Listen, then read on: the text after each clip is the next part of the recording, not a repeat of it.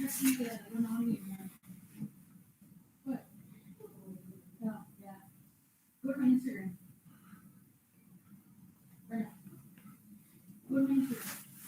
evening, ladies and gentlemen, and I hope everybody had a restful Christmas break. I'd like to call to order the regular board meeting of January 12th. Namir, can you lead us in the line acknowledgement, please? We pay respect to the Algonquin people, who are the traditional guardians of this land. We acknowledge your longstanding relationship with this territory, which remains unceded. We pay respect to all Indigenous people in this region from all nations across Canada who call Ottawa home. We acknowledge your traditional knowledge keepers, both young and old, and we honor their courageous leaders past, present, and future. Thank you. Father Saunders, I don't see you. Are you... There we go. Father, would you like to lead us in prayer and then do the intentions of the St. Pete, please?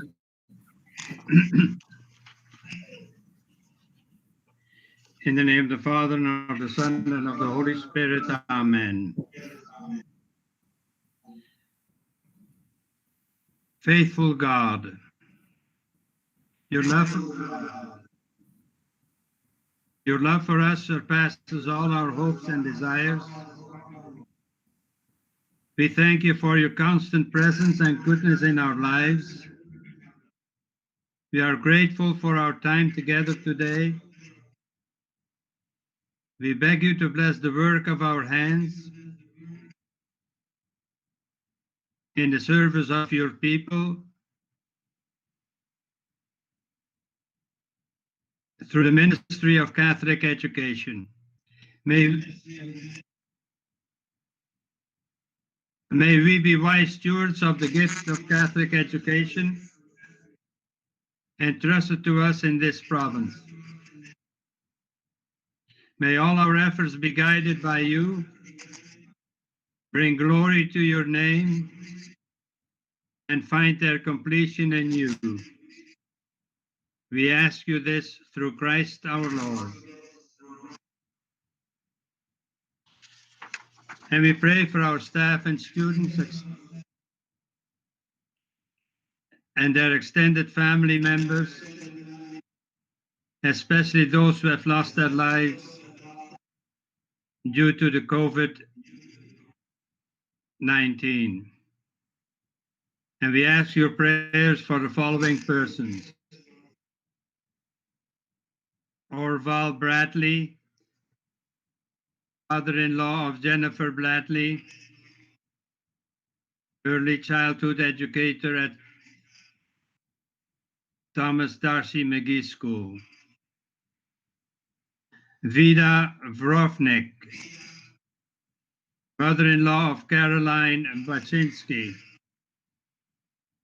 school website and communication liaison in the directorate.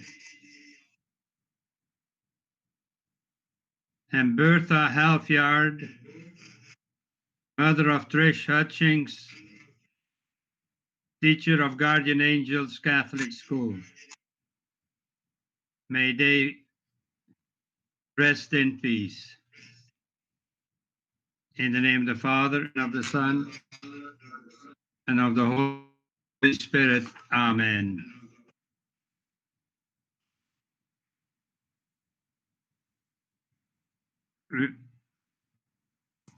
You're on mute. There is no saying that. It's only for the second meeting.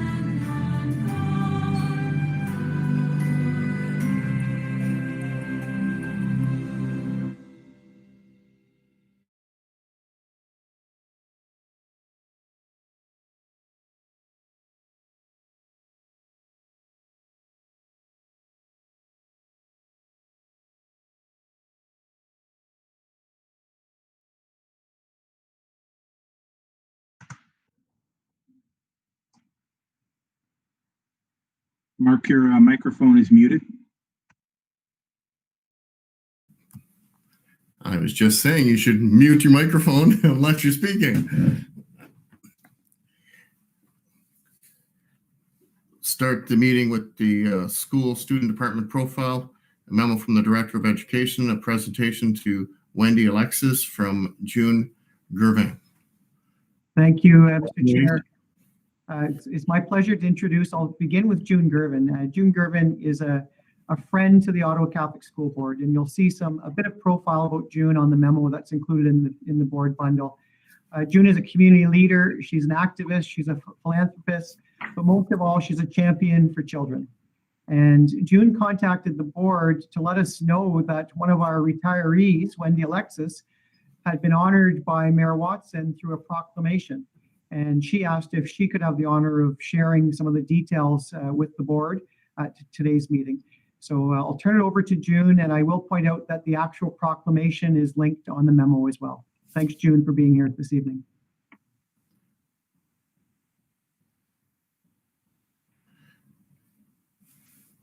And Ms. Gervin, we just need you to unmute.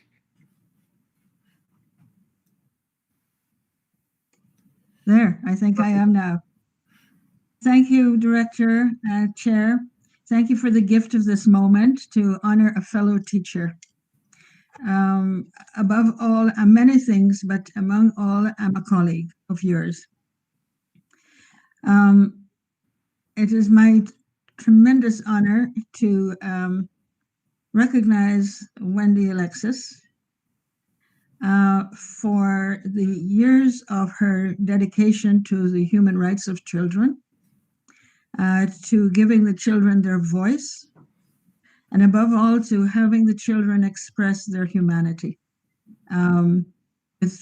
with complete abandon, no sense of embarrassment about talking about their existential feelings and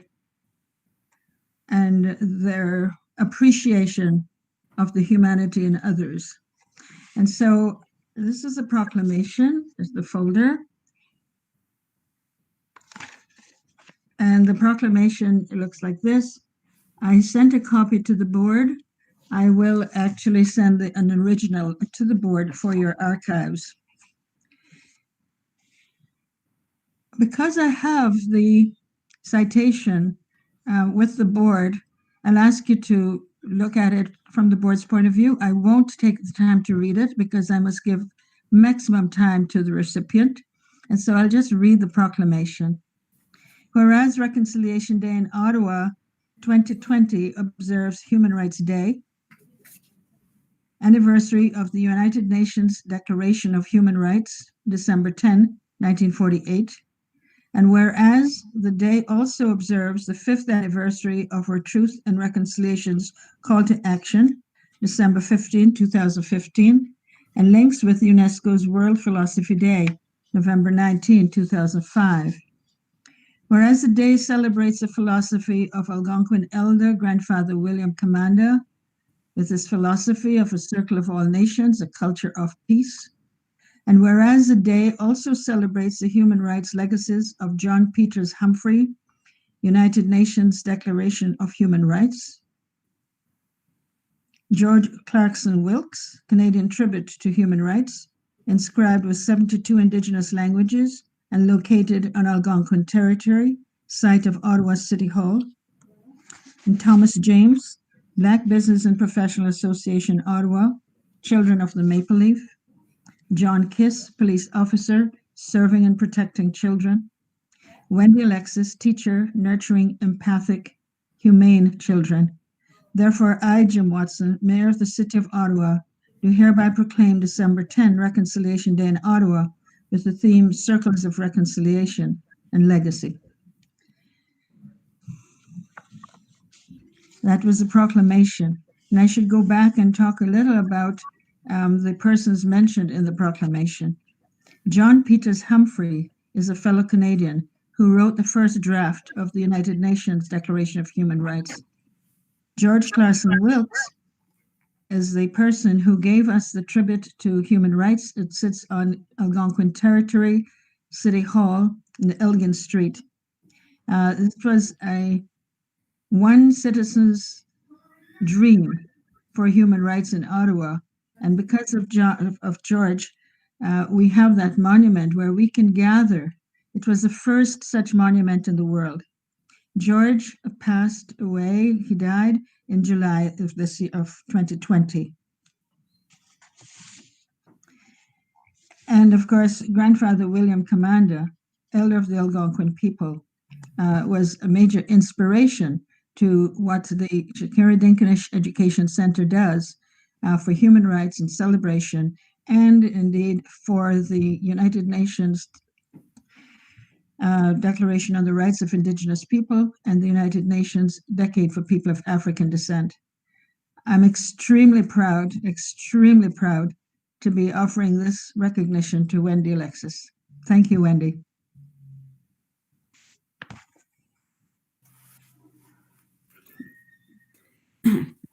Thank you. First of all, thank you, June, for this recognition. And thank you to you, Tom D'Amico, and to all of you for sharing it with me tonight. I'm very honored. But I'd like to put the emphasis where I think it belongs, not on me, but within a wider context, on an ancient African concept summed up in the Zulu word Ubuntu, and the premise that every child, every person is sacred. In its simplest terms, Ubuntu means I am because you are, or I am because we are. That I affirm my humanity, in fact, only by affirming yours. Historically, how have we missed that memo? Why do we so often fail to see each other as sacred, of immeasurable worth? Why are we comfortable living in a world where lives are either not valued equally, or, as the urgency of Black Lives Matter exposes, not valued at all? That's not an accident, it's a choice. During my teaching years, we had several unique initiatives. The Madiba letters were just one, and many encounters with what I would call human rights royalty. It was that exposure and those relationships that framed and fueled our classroom. But I'm not a sorceress. I didn't wave a magic wand and create those opportunities. They evolved through a deep level of student engagement, hollowed out of their own lived experiences. To be honest, I'm not sure what I taught, but I know that they did learn. The best I could do was facilitate that learning. And the only way to do that was by listening to the kids, to their parents, to their families, and to their communities. If we embrace the spirit of Ubuntu, then the listening is easy. We are this huge mass of humanity, and whether we realize it or not, we are all bound by invisible tethers. We are each connected to the other, as I am to June, and as I am to each of you. So let's make this acknowledgement tonight a reminder of our shared humanity, our shared responsibility to each other. Let's make it about those families that taught me Ubuntu and changed my life. Let's make it about my colleagues who strive for Ubuntu in their classrooms, who struggle to do what's best for all of our kids and are never recognized. Let's make it about those children who live Ubuntu, not silenced, not invisible, not marginalized, but sacred. Allow me to digress for a moment to what the world witnessed in the US last week. No one can unsee the chilling, grotesque scenes of anarchy, violence, and white supremacy, which we all watched in horror. But living here doesn't give us a pass to be smug or self-righteous. Those images contain lessons for us too, and we shouldn't think ourselves so far removed from them. They weren't the byproduct of madness, but the inevitable consequence, the next over-the-precipice step of intolerance and division. Where was Ubuntu then? Where was John Lewis's beloved community? Or as Christians like to call it, the kingdom of God. Through your association with the board, each of you is in a trusted position of influence. As this new year of hope and vaccines begins, let's earnestly, intentionally look for ways to bring everyone to the table when it comes to decision-making and power sharing. To listen to the quietest voices, to draw people out of the darkness, to seek out the least among us, to include those we've left behind. Maybe then collectively and individually, we can learn to recognize and begin to affirm the sanctity and humanity of us all. Thank you. Thank you, Ms. Alexis. And Mr. Chair, I think you can see through the acceptance of this award why Wendy is such a deserved recipient. And she failed to mention the schools that she worked at. And maybe before we turn over to trustees for questions, Wendy, you can just share with the Board of Trustees, since they represent different zones, where you worked. Okay. I worked for a few years at Immaculate Heart of Mary until we closed. And then I spent most of the rest of my time at St. Luke, Ottawa, but really the only St. Luke's, the only St. Luke's in the city. Absolutely. Yeah, it is. Thanks, Mark. Yeah. Yeah.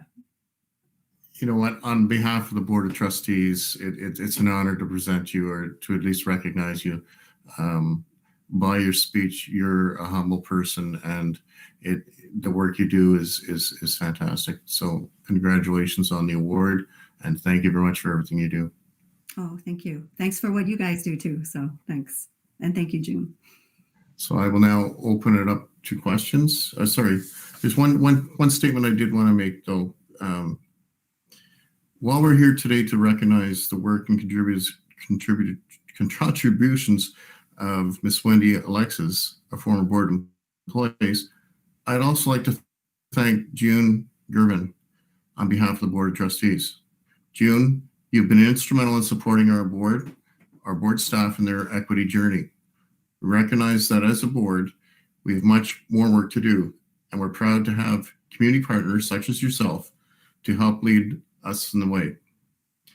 Many of our Board of Trustees may not know that June Gervin was previously recognized among 100 accomplishment Black women in Canada, and she received many accolades, including the City of Ottawa Builder Award. She has received the Order of Ontario, the Community Champion Special Award from the Canadian Race Relations Foundation, and is past recipient of the Martin Luther King Dream Keepers Award for Distinguished Community Leadership and Engagement. Ms. Alexis and Ms. Gervin, thank you very much for your continued support of the staff and students of the Ottawa Catholic School Board. Great. Thank you. You're welcome. Trustees, if you have comments or questions. Trustee Armstrong. Mr. Chair, congratulations, Wendy. Oh, thanks. Just one question. Yeah. Can you advise our current students on how they can respond to the calls to action made by the Truth and Reconciliation Commission? I don't think I'm in a position to advise anybody. But June, if June wants to step in there, any comment on what our current students can contribute? They can contribute their humanity.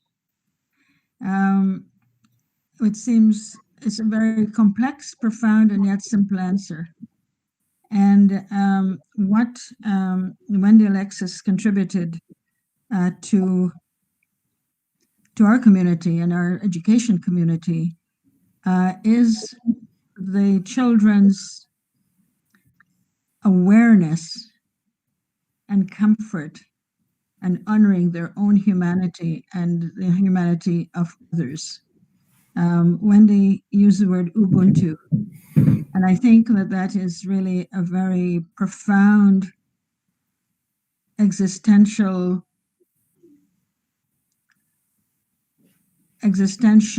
understanding of who we are simply as human beings. We've been divided by many for political and economic reasons, but I think we have to recapture our humanity, starting with our own, because if we're not fully engaged with our own humanity, we cannot begin to conceive how to approach the humanity of others. And so the word that Wendy used, Ubuntu, I think is really worth exploring within the context of our faith in our Christian faith. Thank you for all you do as well, Jim. Thank you. Any other questions or comments? Trustee Curry. Thank you, Mr. Chair. First, Wendy, congratulations on being recognized in this way. And thank you for your very thoughtful comments that you have just made. I was just wondering if you mentioned the term every child is sacred. Would you be able to give us a definition of what you view sacred meaning and why you think it is a good term? I think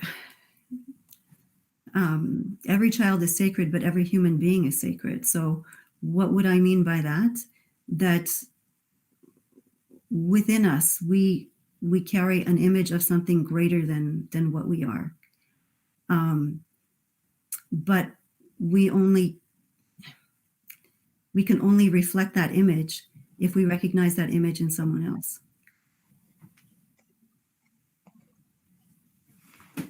Okay, thank you very much. You're welcome. May I contribute something to that question, to that answer? Go ahead.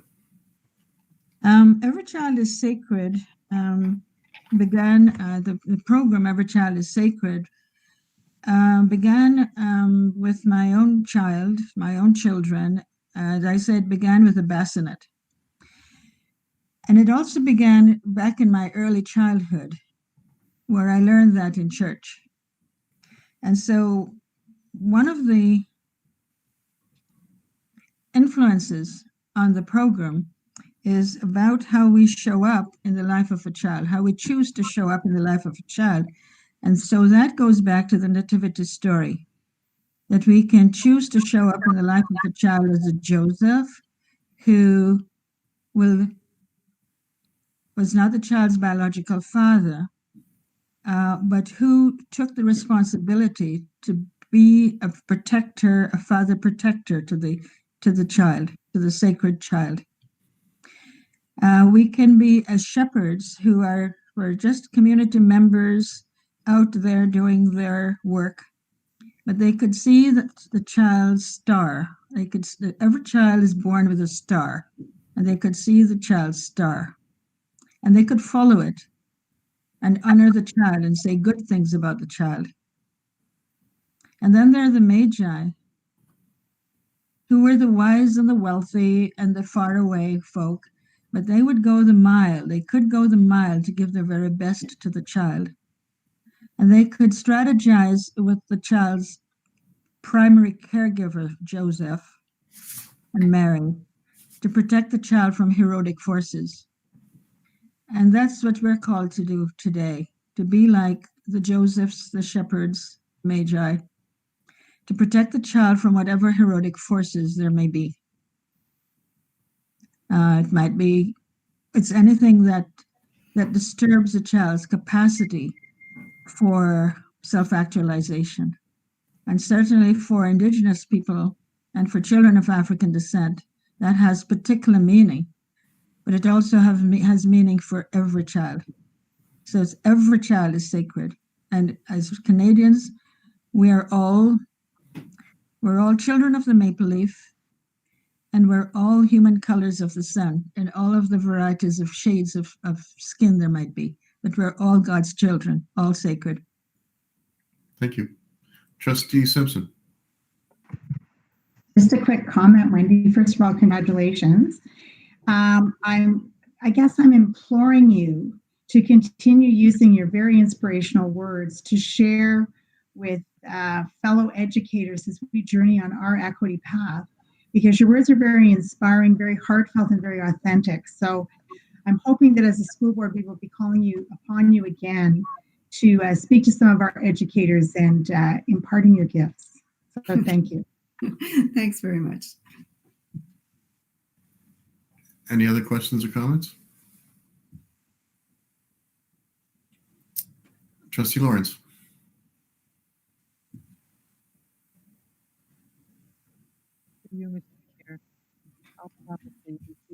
Microphone. Is this better? Yes. Okay. I'll probably be in deep, deep trouble for this, but this is the best board meeting I've been to so far in 2 years. So thank you, Wendy and June. This was really fascinating. I'm so glad that this was shared with us tonight. But certainly, I'm totally inspired by both your words. And as Trustee Simpson said, yes, please come back.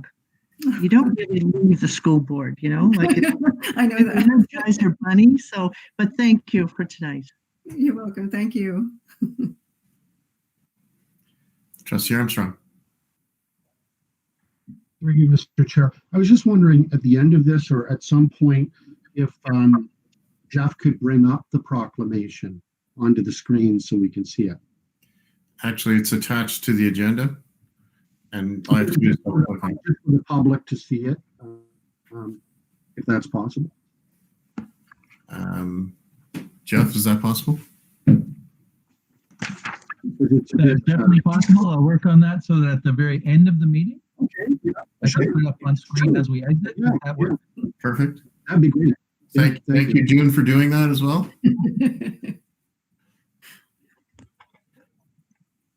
Ladies, you're an inspiration. Thank you very much for coming tonight and sharing. Oh, thank you for inviting us. Thank you. Now you can hang on.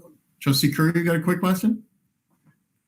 No, I was just waving goodbye. Oh, okay. Thank you so much. Before I depart, I You're just welcome want to stay say, for extra hours if you wish. yeah.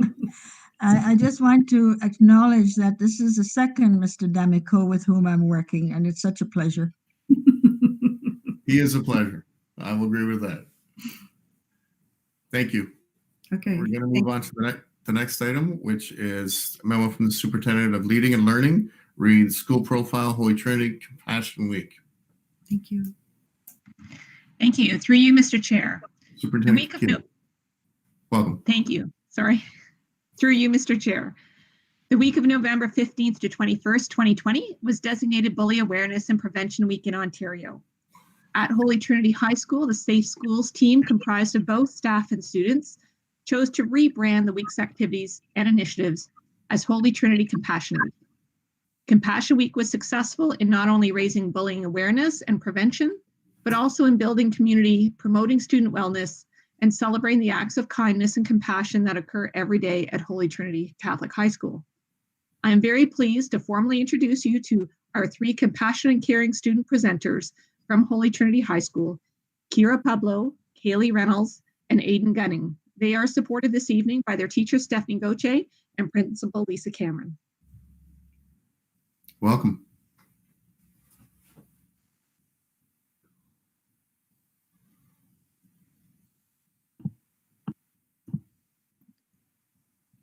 Good evening, Mr. Chair, and thank you, Ms. Keeley, for that warm introduction. And hello to everyone. My name is Stephanie Gauthier, and I'm a teacher, as well as the chair of the Safe Schools team at Holy Trinity Catholic High School in Canada. It is our absolute pleasure to be here this evening speaking to all of you.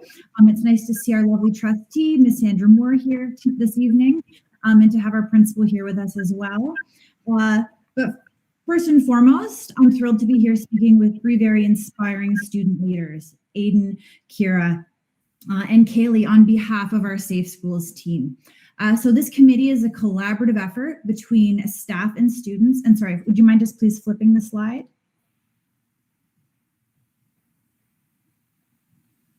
Thank you. So this is a committee, it's a collaborative effort between staff and students with the goal and focus under the OCSB's Safe, Inclusive, and Accepting Schools policy to implement a whole school approach to promoting and maintaining a learning environment that is safe, healthy, positive, and inclusive for all. So this evening, we're proud to be here with you to share our committee's most recent initiative, which was our spin on Bullying Awareness and Prevention Week. About 5 years ago, a group of students chose to rebrand this week-long event as Compassion Week at Holy Trinity. And since then, this has consisted of a series of activities, events, and learning opportunities to help increase awareness and understanding around bullying, while also promoting kindness, inclusion, and compassion in our school. So as they always do, the Holy Trinity staff was incredibly helpful in providing logistical support, resources, and supervision. Throughout the week, however, this was truly a student voice initiative. So in light of that, I'm going to stop talking and turn it over to Aiden, Kira, and Kaylee to tell you more about the great work that they did in leading Compassion Week at Holy Trinity this past November. We chose to undergo the rebranding again this year because we felt that the over-inundation of anti-bullying content from the beginning of elementary school has caused the term anti-bullying to lose its edge.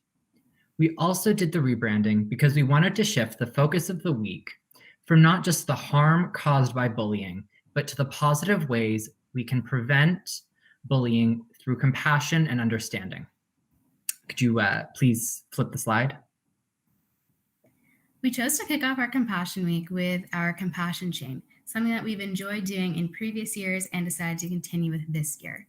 So in homeroom, students were given the prompt, I pledge to help make Holy Trinity a kind and compassionate place by. Everyone was given a strip of construction paper where they wrote down what they personally would do to make our school a kinder and more compassionate place. Students also talked about the impact of our actions and what it means to be compassionate, and then brainstormed ways to show compassion and to contribute to a safe and positive school climate. Next slide, please. Thank you.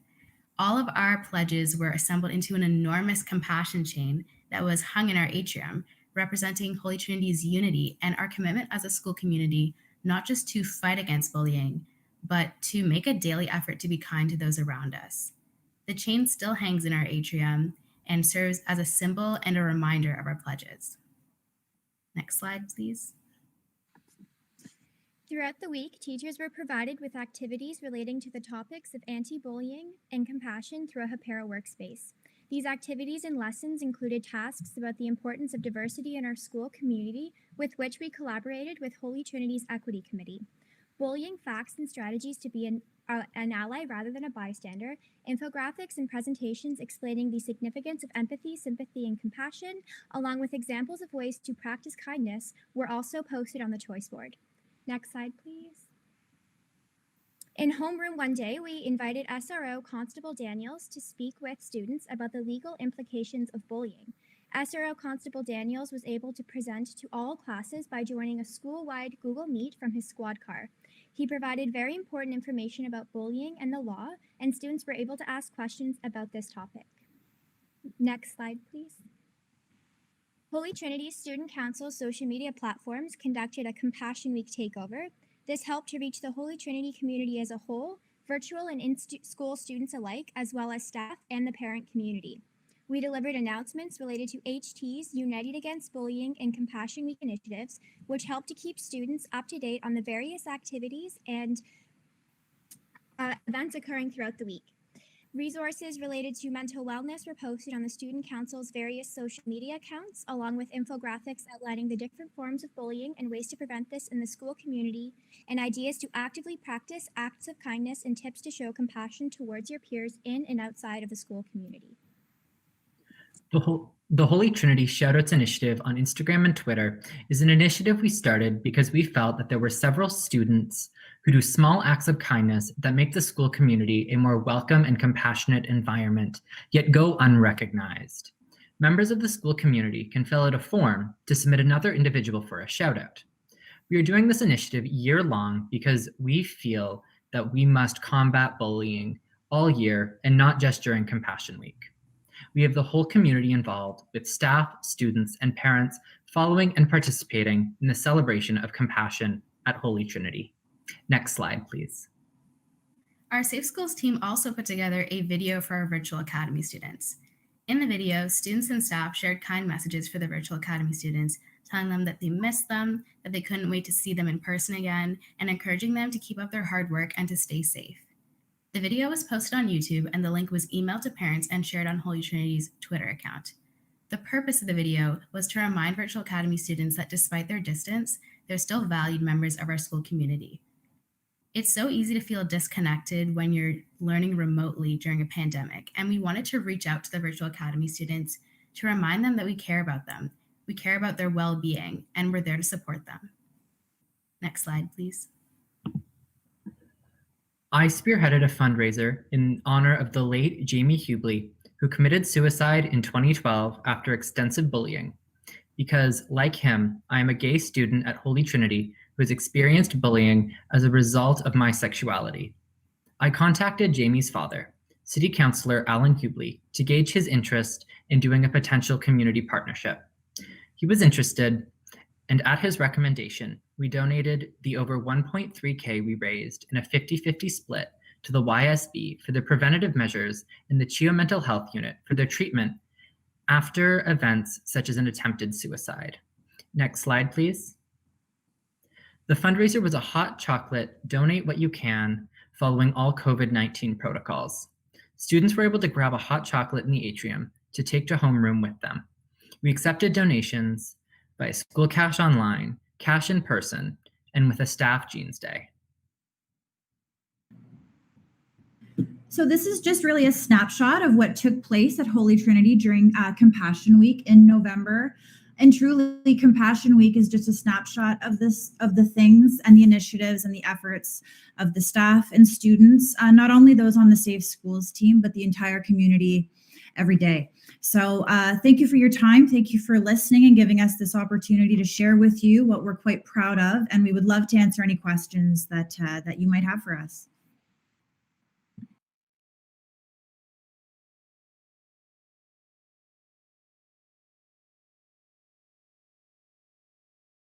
Can't hear you, Mark. Thank you. We've been doing that remotely so long that I understood he said Trustee Moore, even though he was muted.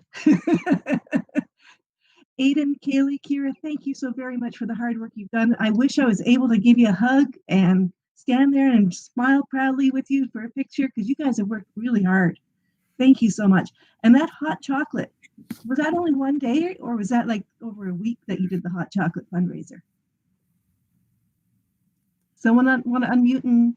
Yeah, we did it over a course of 2 days. We wanted both cohort A and cohort B to be included.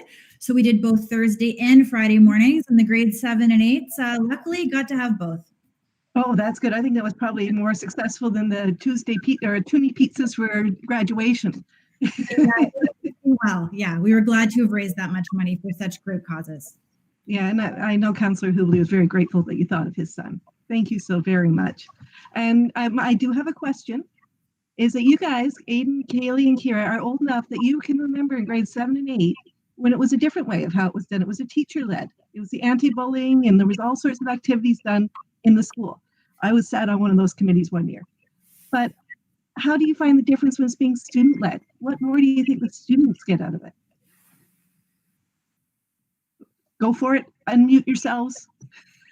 I think by having like a student voice within the Compassion Week, it kind of helps to integrate new ideas and like more versatile opinions towards, you know, the idea of bullying and how we can like make sure that as a school community, it is something that is recognized and like deemed important because it is something that it's talked about since we are in elementary school. It's kind of something that's been introduced to us, and sometimes it can lose the importance that it holds behind it. And so I think by having the student voices in there, we're able to make sure that it is truly kind of something that is not embraced but understood and still deemed important as a student body.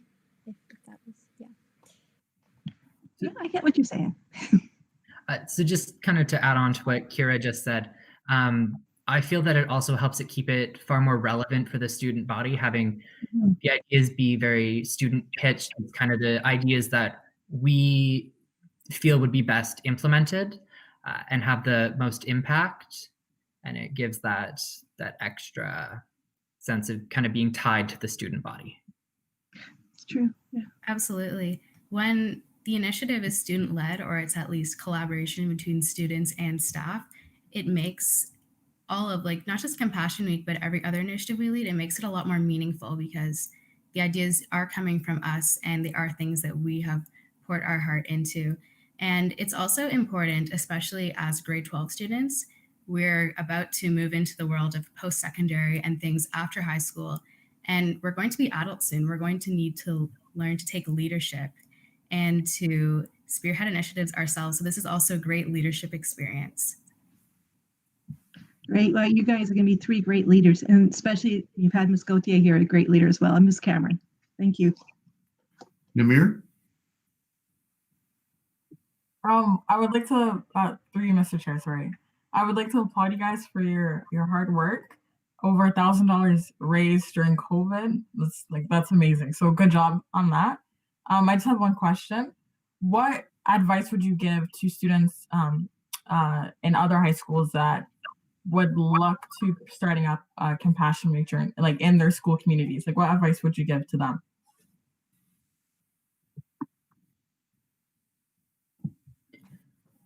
I would definitely say to get the students involved, to kind of get a group of students together who have been shown to be leaders within the school, and kind of let them know what maybe the goals are, or kind of an idea of what wants to be accomplished through Compassion Week.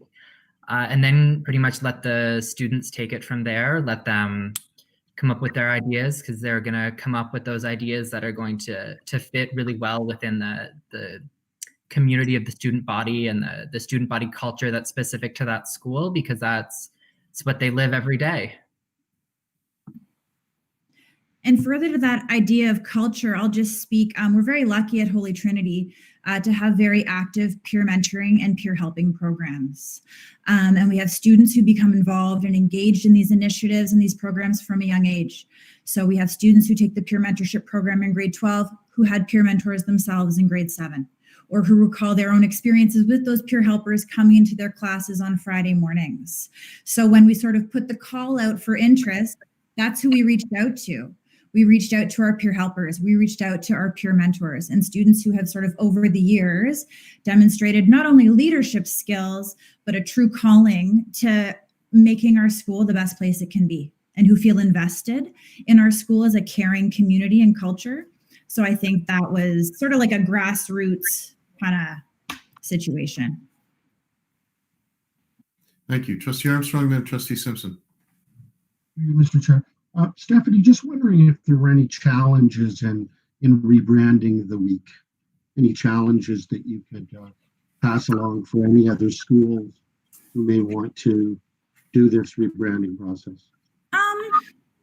I mean, it was about 5 years ago that this sort of conversation first started. I think, sort of as Aidan said, we hear the word bullying from a young age, and I think kids sort of eventually associate like the after school special kind of, let's not take this that seriously. It's just the term. It's not the actual phenomenon of bullying, but it's the language around it. And we wanted to, not to undermine the severity of bullying or to look over that, but just the fact that I think the remedy to bullying is kindness and compassion and caring for others. So it wasn't hard to do. We just changed the name and people bought into it, and it's really worked. It's become, in our meetings, our initial meetings with the group, we chatted about things that had happened in previous years, and that compassion chain. For example, I'd love to invite you all into the building to see how beautiful it looks in the atrium, but sadly, that is not the world we're living in. But I believe it was Kira, actually, who we brought up the compassion chain and looking over events and initiatives from previous years. Kira said that when she was in grade 8 or grade 9, she remembers looking up in the atrium and that symbol, that meant something to her. So yeah, just making that change, the idea of unity and community is something that I think people inherently want to be a part of. So yeah, we just did it. We just changed it, and it didn't present any challenges. People liked the positive spin. Just a comment, Mr. Chair. Thank you again for highlighting how Catholic education is value added in Canadian society. And I think this is a great example of it in our board. Thank you. Thank you. Trustee Simpson.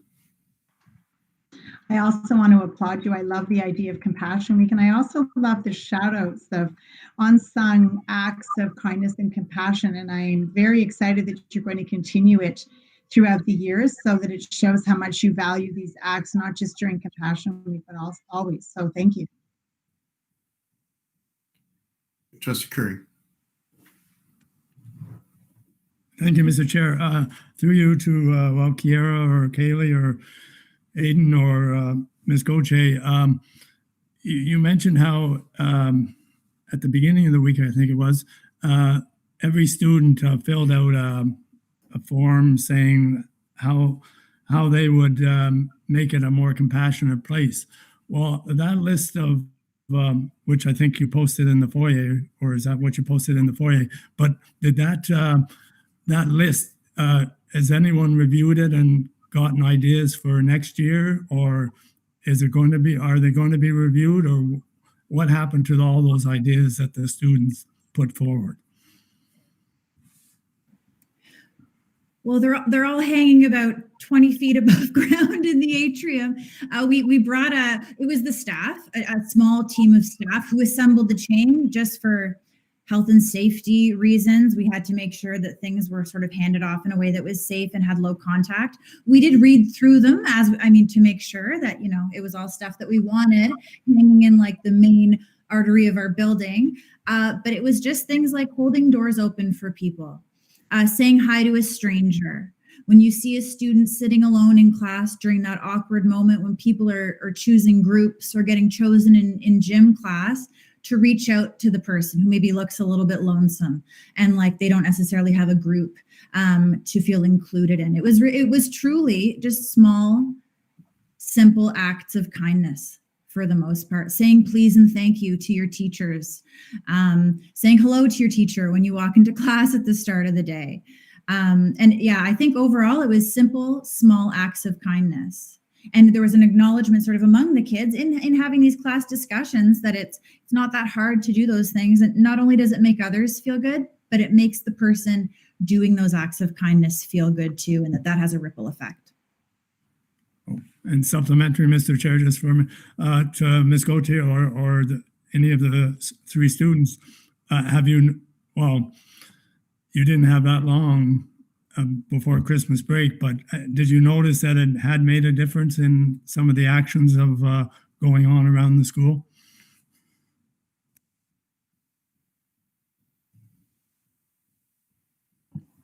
I think Yeah, it has made a definitely. difference, for sure. Oh, sorry, Aiden. Okay. Yeah, definitely. There was definitely there was a change in kind of the school atmosphere. Not a huge one, but enough that it was noticeable. People were holding doors a little bit more. They were a little bit more chatty in the halls, a little bit more friendly, which is difficult when you have to be wearing masks all the time. So it really kind of helped that because you can't just flash someone a smile. So people were starting to wave a little bit more, say hi. Trustee Lawrence.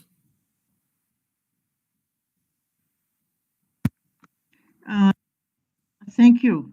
That was excellent. I just have one question through you, Mr. Chair. What was the feedback from the people in the virtual academy? Like, how did they feel included? Well, certainly from the videos and that. But was there any feedback of inclusion that far away, I guess?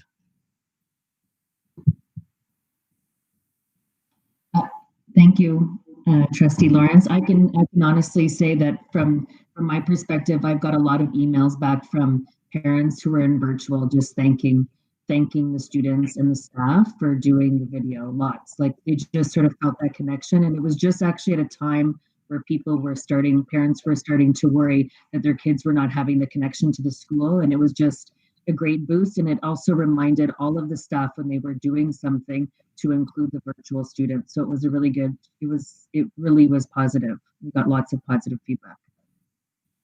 Yeah, I was really impressed with that. So thank you. And good to see you, Principal Cameron.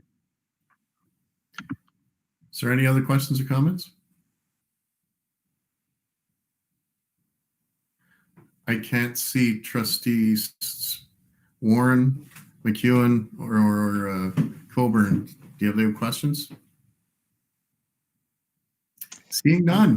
Thank you very much for your Trustee Coburn. I said I'm good, thank you. Thank you. Thank you very much for your presentation. And for the students, I just have a note. This is the point where I usually give you gift cards. So you'll be receiving a gift card, Chapters gift card, in appreciation for your presentation by email. So thank you very much for your presentation. Thank you again. Thank you. Moving on with, and you're allowed to stay for the board meeting. It's only another hour or so. Item D, delegations, we have none. Item E, public session, there is none. Can I have a mover for approval of the agenda, please? Trustee Warren, seconded by Trustee Armstrong. That the agenda for the regular board meeting of January 12th, 2021 be approved as presented. All in favor? Opposed? Carried. Declarations of conflict of interest? None. Confirmations of the minutes of the regular board meeting December 15th. Can I have a mover, please? Trustee Simpson and Trustee Coburn. That the minutes of the regular board meeting of December 15th, 2020 be adopted as presented. All in favor? Opposed? Carried. No unfinished business from previous meetings. No trustee motions. Item K, presentation and consideration of committee reports. Committee of the Whole Board, January 12th, 2021. Mr. Vice Chair? Nothing to report? Nothing to report, sir. Thank you. Thank you.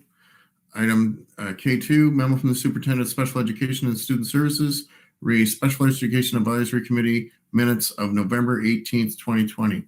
Superintendent, say again. To be received, Mr. Chair. Thank you. Can I have a mover, please? Trustee Moore and Trustee Curry. That the memorandum from the Superintendent of Special Education and Student Services dated November 4th, 2021, entitled Special Education Advisory Committee minutes of November 18th be received. All in favor? Opposed? Carried. Item L, presentation and consideration of staff trustee reports. L1, memo from the Superintendents of Student Success and Elementary and Student Success Intermediate Secondary. French at the OCSB. Welcome, Superintendent Montgomery and Superintendent Frendo. Thanks very much. It's our pleasure, and Montgomery and I, to introduce our French second language consultants for elementary and intermediate secondary, Alan and Yvette Bosque. Every year, boards across the province are provided with federal funding that flows through the province that is used to support a number of initiatives. Josette and Emily are here tonight to tell you about the initiatives that our board has put into place. So at this time, Josette and Emily will take over. Thank you. Welcome. Bonsoir. Good evening. We are pleased to join you this evening to share with you some information about the use of Ministry of Education funding to support OCSB priorities and initiatives through French as a second language programming. Next slide, please. In 2013, the Ministry of Education released a framework for French as a second language in Ontario schools. This framework outlines 3 areas of focus to direct official language programming decisions: confidence and proficiency, student retention, and community engagement. School boards were called to create action plans based on these goals. In 2017, in an effort to build transparency and to connect teachers to the goals of the OCSB plan, this graphic was created to clearly communicate how provincial and local goals can unfold at the classroom level. Creation of this plan was informed in part by data from previous teacher and student surveys in order to respond directly to identified areas of strength and need. Next slide, please. In order to understand the goals behind the 3-year plan and the allocation of funding, it is important to understand the guiding principles of the Ontario FSL curriculum. When the curriculum documents were revised in 2013, a primary focus was to build student confidence and competency by designing learning that would connect students to the real world. The Common European Framework of Reference for Languages is an internationally recognized research-driven model that was selected as a philosophical foundation for this curriculum. While other models of proficiency exist, few have this level of international recognition. What the CEFR provides is a description of language proficiency starting at the A1 emergent speaker and continuing to a C2, representing a highly specialized and academic level of language proficiency. What I appreciate about this visual support is that it shows that the learning of a second language is a continuum. Elementary students in an FSL program in Ontario are considered A1 learners. Some of them are developing A2 competencies by the end of their elementary years. By the end of grade 12, students in the core French pathway are developing B1 competencies, and most students in the immersion pathway are developing competencies at the B2 level. The CEFR framework also supports teachers in understanding the competency level of their learners to plan activities that meet learners where they are and support the development of these competencies. CEFR-inspired classroom practice calls on educators to create rich, authentic, action-oriented, deep learning tasks that allow learners to develop real-world skills and competencies. Next slide, please. In order to support the school board in achieving these goals outlined in the FSL framework, the Ministry provides funding through the Canada-Ontario Agreement on Minority Language Education and Second Official Language Instruction. You will see that this aligns well with our 3-year plan because the plan was built based on the framework for FSL education. As indicated on this slide, the funding provided is divided into 4 main categories of activity. We will now provide additional information for these 4 funding priorities. Next slide, please. The first envelope can be used to support job-embedded professional learning, acquisition, development, and sharing of professional resources, workshops and conferences, subscriptions to professional journals, language learning opportunities for teachers, as well as the purchase of software or hardware designed to support language learning. This envelope calls us to look to the Be Innovative category of the OCSB strategic plan as we look for innovative ways to connect teachers and to build and develop effective pedagogical practices. It also allows us to support teachers in developing innovative ways to support student learning. Next slide, please. This second envelope focuses specifically on supporting professional learning related to the Common European Framework of Reference for Languages. Effective teaching in a CEFR-inspired classroom calls on teachers to create opportunities for deep learning through rich, authentic tasks that develop students' global competencies. Funding for professional learning also ties to the Be Well element of the OCSB strategic plan by recognizing the unique needs of FSL teachers and providing targeted professional learning that supports these needs and works to develop teacher and student confidence. This targeted support helps to ensure that teachers feel valued and supported as professionals within our learning community. It also serves to develop student wellness as they learn to see themselves as confident global citizens functioning in real-world contexts as they become active communicators who speak, write, and listen honestly and sensitively and respond critically in the light of gospel values. Next slide, please. Learning a language cannot effectively happen in isolation.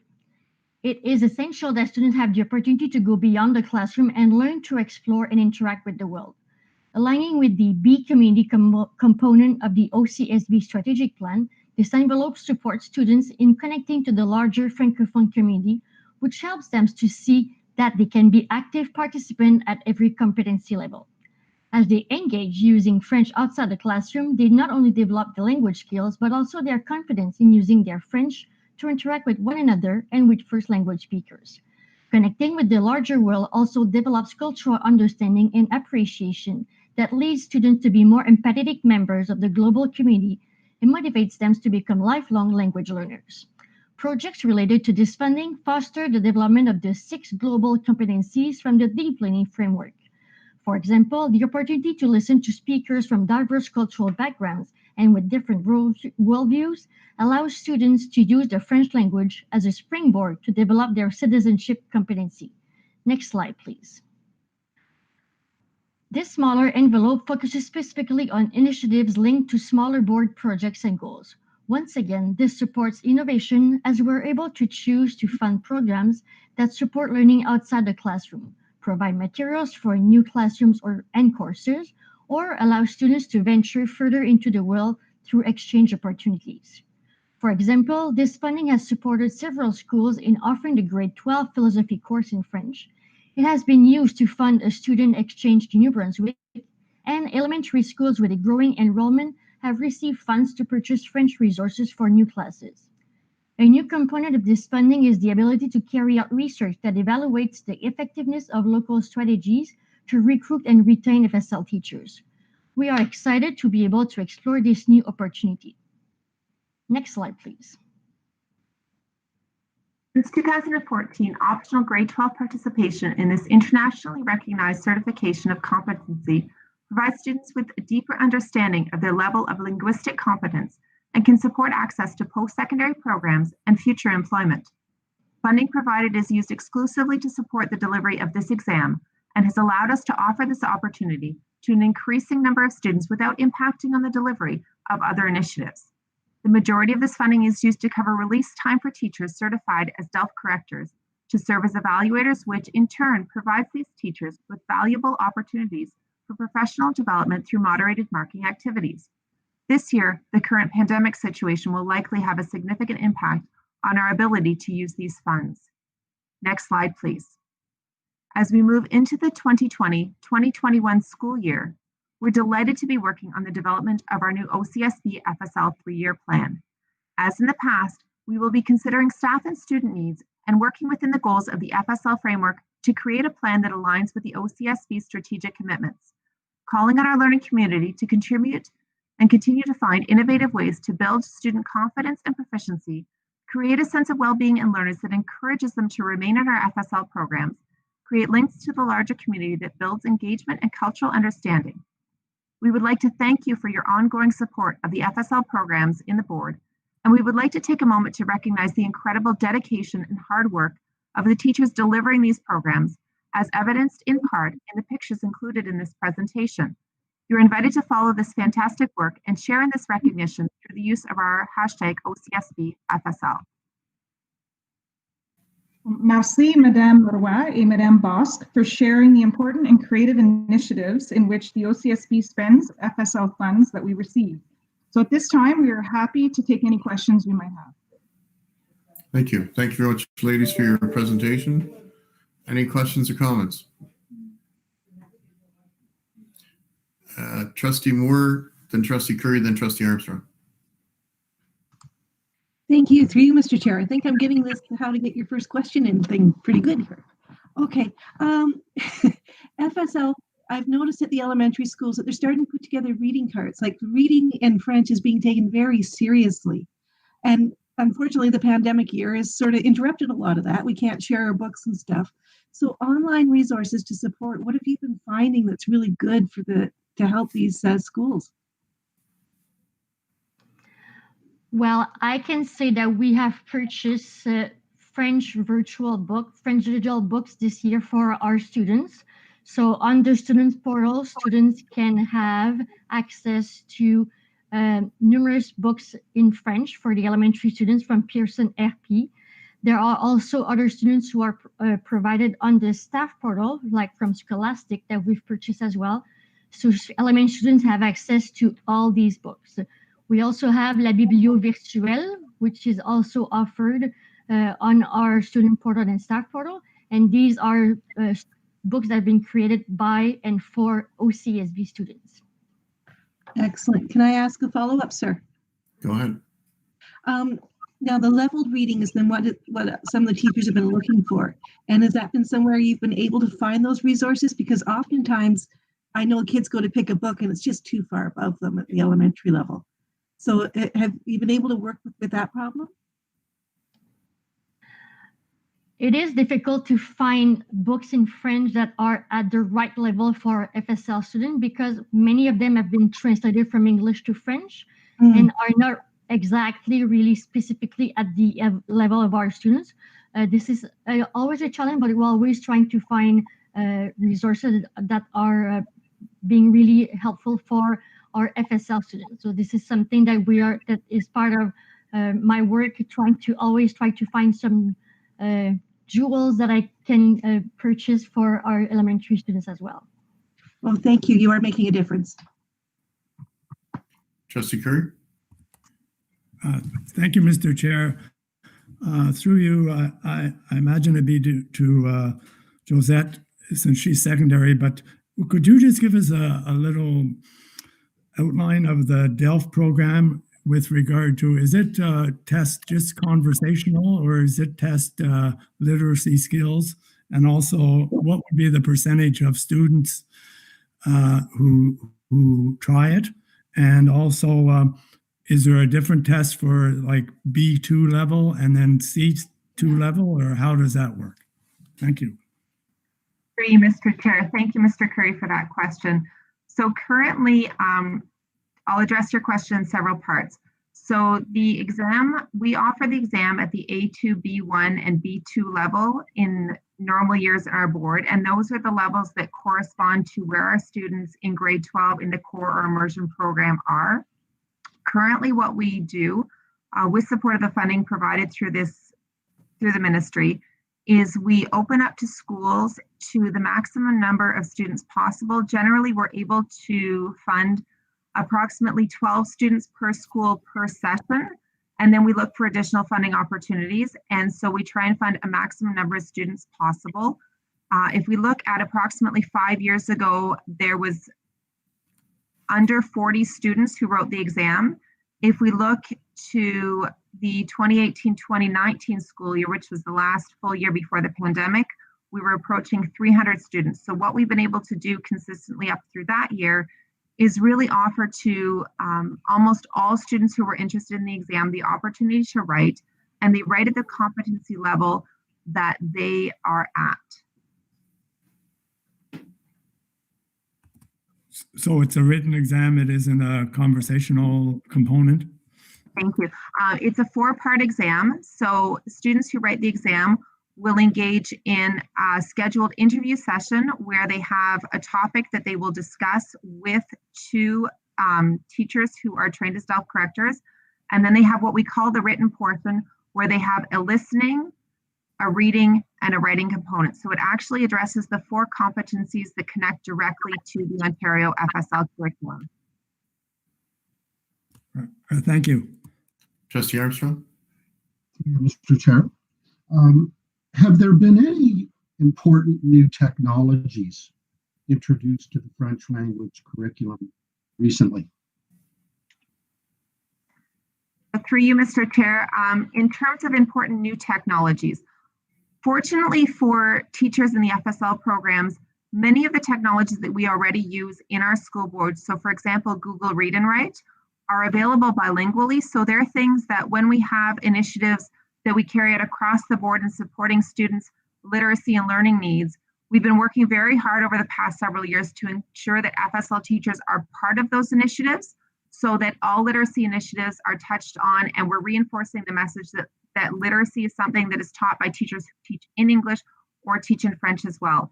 In terms of specific technology, some of the funding that we've used in recent years has been used to purchase devices such as, for the grade 7 to 12 schools, headphones with microphone, as well as jack boxes that allow for both listening and input, so that we can again take advantage of board technologies to allow students to develop communication skills more effectively. And Minnie, I know that you've added some materials to elementary schools as well.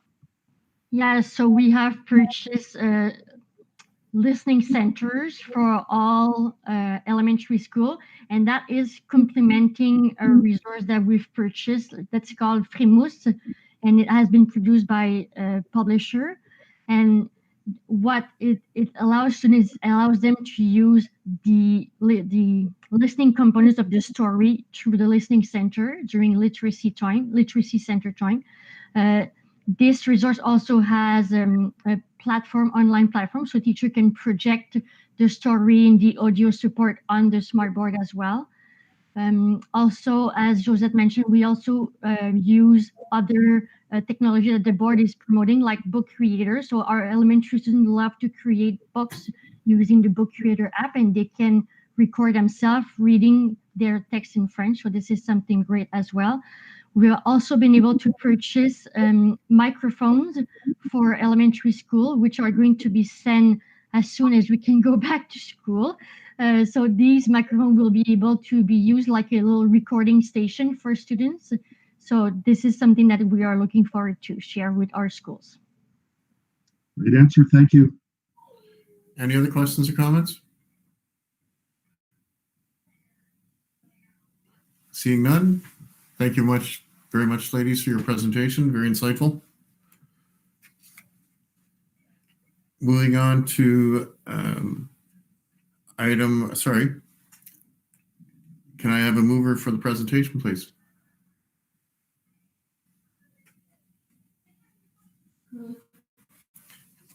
Trustee Coburn and Trustee Moore. That the memorandum from the Superintendent of Student Success Elementary and the Superintendent of Student Success Intermediate Secondary dated December 15, 2020, entitled French and in the OCSB be received. All in favor? Opposed? Carried. Item L2, memo from the Superintendent of Leading and Learning, Indigenous Education Board Action Plan Update. Trustee Superintendent Keeley, welcome. Thank you. Through you, Mr. Chair. Our board continues to lead and implement innovative practices that support the well-being and achievement of Indigenous learners. I am pleased to introduce our dynamic central team, Alana Trines, Educational Consultant and Indigenous Lead K-12, and Graham Mastersmith, Educational Consultant, Indigenous Education 9-12. Alana and Graham will present an overview of the Board Action Plan for Indigenous Education. We are honored to have this opportunity to present to the Board of Trustees, and we will be pleased to answer any questions after the presentation. And I will hand it over to Graham and Alana now. Thank you. Welcome.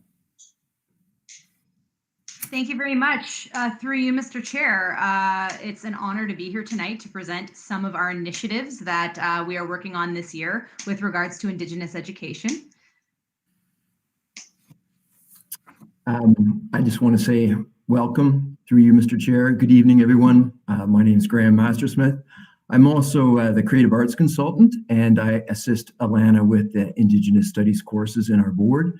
If we could have the slide deck come up, it will speak to some of those slides.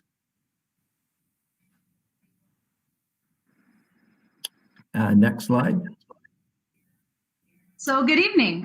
Just a very brief introduction because our Indigenous education team has changed a little bit this year. My name is Alana Trines. I'm the lead for the board from K-12. I am Anishinaabe Kwe as well as first generation Canadian. And it is a priority for myself to build relationships. And as you can all imagine, it's been a little bit of a challenge this year to continue to do so. It's very important within Indigenous communities to build relationships and maintain communication within the community. For those of you who have communications with the Indigenous community, you know what I'm talking about. And for those of you who do not, building relationships is the foundation of Indigenous communication and education. And also for the next few years, while I am going to be in this role, I plan to incorporate Indigenous content across curricula throughout our board, across grade levels, and within all subjects. So this is my second year in the role. I would suggest or describe myself as a guest and an ally on Algonquin territory. I like the word ally because it shows respect and sort of stewardship for the land and the place we're at. For many years, I taught grade 9 NAC, which is the Expressing Indigenous Art and Culture course, for about 10 years at All Saints, and then moved into this role. And I can honestly say, without a doubt, my involvement in that course and teaching that course, and then now being in this role, has been the most important work I've done in my education career. Next slide. So just a little bit of an overview with where we're standing right now. Graham and I both taught Indigenous Studies courses. At the time, they were called Native Studies courses within our board. And that was about 12 years ago when we implemented these courses. And at that time, there were a small 6 sections of Indigenous Studies courses across high schools in our board. And now fast forward to this year, 2020 and 2021, we have 112 Indigenous Studies courses, and that is throughout schools as well as virtually. Another point that's quite important that you may have heard last year as well is that for next year, we have an entire NBE rollout. An NBE is the course that's called Understanding Contemporary First Nations, Métis, and Inuit Voices. So this course is going to be replacing all of the ENG3 courses. So all of the grade 11 English courses will be replaced with an Indigenous, literacy course. And that's again going to be rolling out next year. And as of this year, every single high school is teaching at least one section of the course, if not more. And another very quick point is that we did have a summer writing project this summer where myself and the English literature consultant, as well as some champion teachers, created the entire course from introduction all the way to final exam for the U level and the C level course. That is available for all teachers on what we call the NBE landing page. So the entire course, again, available for all teachers who will be teaching the NBE course, just offered up as a support for any staff who will be teaching that course moving forward. Next slide, please. So this year obviously has been a challenge for professional development and for teacher support, especially for new teachers teaching an N subject course. So Alana and I produce newsletters, monthly newsletters that have tons of resources and websites and different various supporting materials that teachers can use in class. And today we just released one. It's hot off the press. And so if you'd like a copy of that, please email Alana or I, and we can definitely share that newsletter with you. Another amazing opportunity that we were able to offer to teachers this year is something called the PATH course. This is a course offered through N-Vision Insight Group. They're actually located out of Iqaluit, Nunavut, and they created a cultural competency / Canadian history / Indigenous information course that's not only being accessed by educators, it's also being accessed by business professionals and many different institutions sort of across the country. And so Graham and I both completed the course this summer. We were given the opportunity to do so, and we both found it extremely valuable professional development. And so we thought that it might be a good idea, considering the context of this year, to be able to offer that to staff as PD. So we were able to provide funding for that. And we're happy to say that 79 staff members signed up to take the course, and they will be completing it as of the end of February. They were given a couple of months to work through the modules. And then after that as well, we're also offering an evening volunteer session that's called Indigenous 101. Some of you may be familiar with these sessions as well. They've been offered for a few years through the Indigenous Education Department, I guess, if you want to call it that. And so they are extracurricular courses. Teachers can sign up to take sort of a foundational introduction to Indigenous education. And so we are still offering those, and our final session is going to be next month in the middle of February. So we're almost finished those sessions for the year. Another great initiative that we came up with this year was to hire back Daphne Sondre, who was the Indigenous lead for our board for the last 5 years. So she's retired, but we called her back to become an elementary school presenter. And so she is going in virtually into many classes in our elementary panel and presenting teachings about the grandfather teachings. She's amazing. We've got tons of feedback, lots of positive encouragement, and thanks for her presentations. One of the silver linings of this, well, there isn't really, but one of the sort of benefits of doing things virtually is that Daphne can go into present to many classes at once. For instance, this week she's presenting at Guardian Angel, and she's going to present to 29 classes over the period of 2 days. So it's quite impressive. She's awesome. She was a kindergarten teacher, so she comes in there with her little puppets and she teaches them sign language, and she's doing a fantastic job. The other thing that we're offering our teachers is money and funding again to bring in the Indigenous community, Indigenous elders, musicians, artists, knowledge keepers to come into the class for Authentic Voice, and that is still continuing this year. Next slide, please. Probably our last big event that happened in real time was inviting Phyllis Webstat to come from BC to speak to our classes last January. And Phyllis is the reason behind Orange Shirt Day. And her big push is to remind people that every child matters, that every child is sacred. And I think that kind of follows along with what we were talking about earlier. So Phyllis presented to our elementary schools and our secondary schools. She was awesome. I thought she was just a beautiful, humble person, and I hope to invite her back, or we hope to invite her back in the future to continue spreading the work that she does with Orange Shirt Day. Next slide, please. So very briefly, we have a couple other things that we just want to discuss. We are continuing Tuesday Indigenous Talks. It was started last year at the inception of COVID. We had a number of authors in, and we continue this year. We did have Tanya Talaga in November, which was a really big name for us. We were excited about her. We also had John Lagy-Modier in December, and we will continue these talks moving forward through the rest of the year. Next slide, please.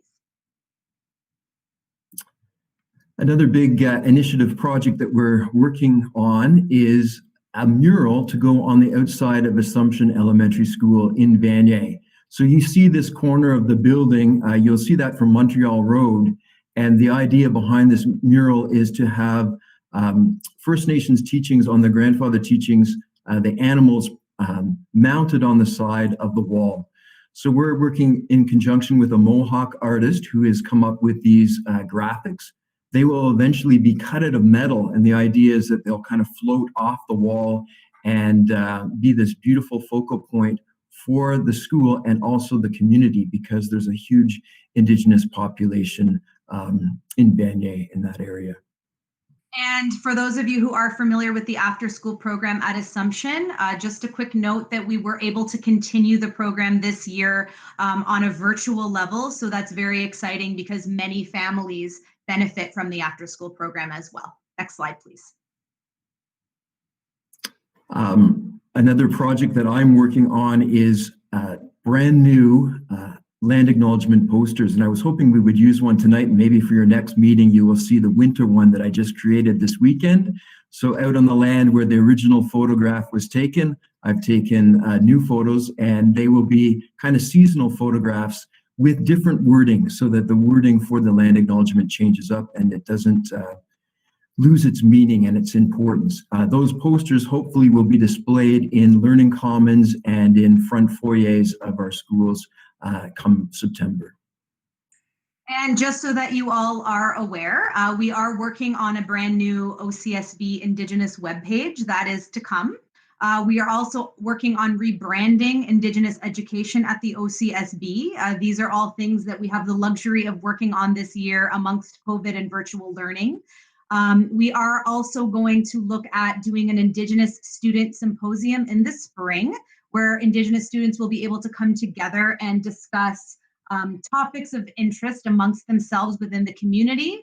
And we are looking at offering an Inuktitut language course next year in conjunction with the Inuit language circle within Ottawa. So this is a very big project. I don't have time to speak to it in detail, but just to give you a little bit of an opportunity to have some information about what we're offering moving forward. Next slide, please. So without a doubt, one of our best projects that Alana and I did this year was an Indigenous video project. and allowed us to go out and safe distantly videotape our community partners, our knowledge keepers and our elders. And we would go out to a park or, a specific site and just film them speaking to our classrooms. And this allowed, especially elders that don't have the technology and capabilities with Zoom and Google Meet, to share their knowledge with our classrooms. One of our best and my favorite elder is Albert Dumont, and he's from Kitigan-Zibi. And Alana and I actually filmed him twice, but just to sit and listen to this man share his knowledge and his life stories and his history was such a great honor. And now they're preserved in these video clips that will be shared with our schools, and also, will live on. His words will live on. So if, Jeff, I don't know if you want to try to play that introduction clip, or you could actually watch it later on if we're running out of time. Yes, Mr. Graham, we don't have time right now. I just want to say for sure. Thanks. So yeah, watch that later on, and we'll gladly take some questions from you now. Next slide.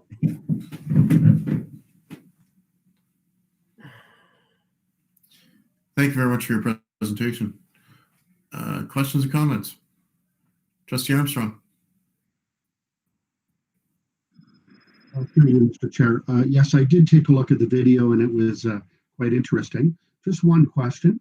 Do you foresee any challenges to the NBE rollout? And what are your plans to mitigate these challenges? Thanks for your question. And through you, Mr. Chair, I'll attempt to answer. There are obviously a number of challenges. I mean, there are teachers who have been teaching a grade 11 English course possibly throughout the majority of their careers, who are perhaps not comfortable with a shift in curriculum and in having guest speakers in and in literary materials. So it can be quite challenging for many teachers to make that shift. So our biggest attempt is to try to support those teachers within that change. So offering, as previously mentioned, as many PD opportunities as we can, as well as previously mentioned, we did create the entire course from beginning to end for teachers to reference. Do they have to use what we created? No, they can pick and choose. They can use some of what they already have along with what we've created. But at least the resource is there for teachers who may be a little bit reluctant about the change or may not be comfortable with Indigenous materials. So for myself, at least, in observing the shift in the curriculum, I feel that teacher, a lack of almost, I think people want to be very respectful. And so there's almost a lack of confidence there with teaching Indigenous materials. And so because that is what I've personally noticed to be our biggest challenge, we have been attempting to rectify that by providing PD and providing extensive resources to teachers across the board who are teaching the course. Thanks, I just wanted to add to that, that we've gotten lots of positive feedback from students. Students think this is amazing. The books are current. They're about, events and people that are in this country today. So that's really important. I was very nervous when I started teaching Indigenous studies because I'm a non-Indigenous person. But I think one of the big things that I would tell our teachers is that let the words in the book speak for them, because the content is coming from an Indigenous person, they're facilitating it. They're still going to be teaching all the components of an English course, but you're just using different wording and different books. That I think and it's an important step forward. Thank you. Good luck with it. Trustee Curry. Thank you, Mr. Chair. I was just, there's a question, I think, for Alana, because she mentioned it, I think, in one of her slides, but I'm sure Graham would have thoughts on it too. And that is, you said one of your goals or one of your things you'd like to see is the Indigenous content imbued across all the curriculum, which I guess is sort of just like we do with gospel values. Why do you think that's important? And could you give us an example of how it could be incorporated in one of the curriculum areas like phys ed or math or something? Thank you. Absolutely, Trustee Curry, and thank you for your question through you, Mr. Chair. I will say that it's important because it's our history. As an Indigenous woman, I did not receive the opportunity to learn about my own culture through my education. And it was only once I reached my post-secondary education where I actually started to be exposed to Indigenous history, Canadian history, if you will. And so now we are in a time where the Truth and Reconciliation Commission is allowing us the opportunity to truly teach Canadian history. And so to be able to expose Canadian students to Indigenous history and that aspect of Canadian history is an extremely important and special thing. And we're in a time of curriculum development right now and history right now where this is all brand new and it's a very important and special time. So that's why it's important. And as far as speaking to particular subjects, I'm glad you brought that up because through our newsletters, I found an amazing resource and database which has a number of different subjects from math to science to phys ed, and all of these different subjects are being offered, and we're able to teach them from an Indigenous perspective. And so through our newsletters, I plan to expose different subjects from an Indigenous lens. And so we'll be able to teach math from an Indigenous lens, science from an Indigenous lens, phys ed from an Indigenous lens.